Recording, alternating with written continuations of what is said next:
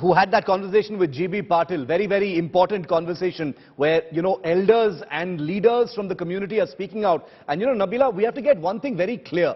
The Lingayat community is a prestigious community full of upstanding citizens. There is no question of seeing, the community as one.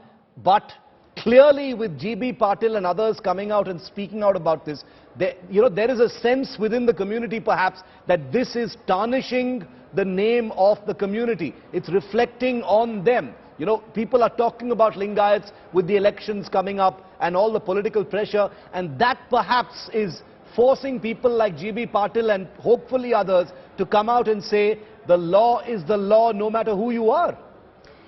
Shiv, GB Patil is a very prominent face within the Lingayat community. He heads one of the organizations for the Lingayat communities. And in that conversation, it was an 8-minute long interview that I had with him. And I'm quoting him here. He very clearly said that this is not the first time an instance of this nature has been spoken about in the streets of Chitradurga. Apparently, according to him, he says that he's heard a lot of such stories coming out from that Mutt's hostel for the last few years.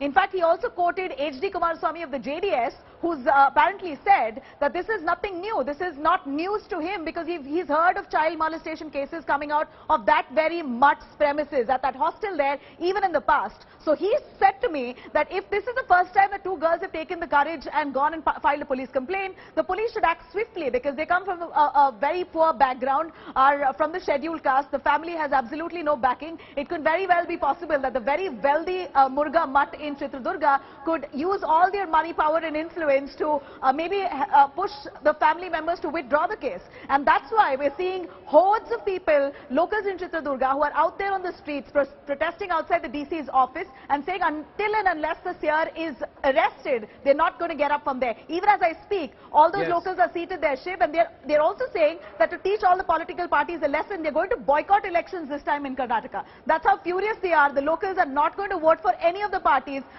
citing that parties are hoping that they're going to get some political influence out of this case. So we're going to teach them a lesson. We will not vote. That's how clear they are. Nabila, you've been in touch with many of the, elders and, political leaders on the ground. What is the mood? What is the strategy for many of these parties? The Bommai government obviously under a great deal of pressure. The BJP has, made many significant moves recently to placate the Lingayat community, as it were. They've boosted Yediyurappa, brought him back onto center stage in many ways, given him more powers.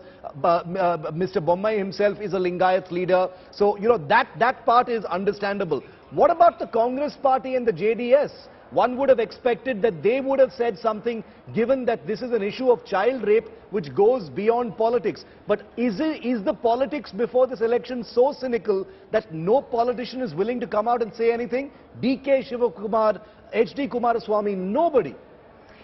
As much as the government is responsible, Karnataka government, BJP government is surely responsible for not pushing the police in the right direction. This is their duty to ensure police acts as per law. Equally responsible is DK Shivkumar's Congress party in Karnataka, who were really hoping so hard that after Yediyurappa was almost forced out, this is what they say, Yediyurappa was forced out as the chief minister, Lingayat community is slightly upset, so this is our chance to rope in all that support. Whatever the indecisive voters there who are upset over BJP not allowing Yediyurappa to be the chief minister, we're going to try and lure them into our party, which is why we're seeing this shocking silence coming even from DK Shivkumar, who otherwise is so ferocious. He's otherwise very vociferously condemning the BJP on many fronts about corruption, etc., etc. Here's a POCSO case where you have two minor girls saying that they were raped and assaulted, but not a word from the Congress party pushing for arrest and going as per law. Apart from that, the BJP trying very hard to maintain their loyalties with, their equation and loyalties with the Lingayat community,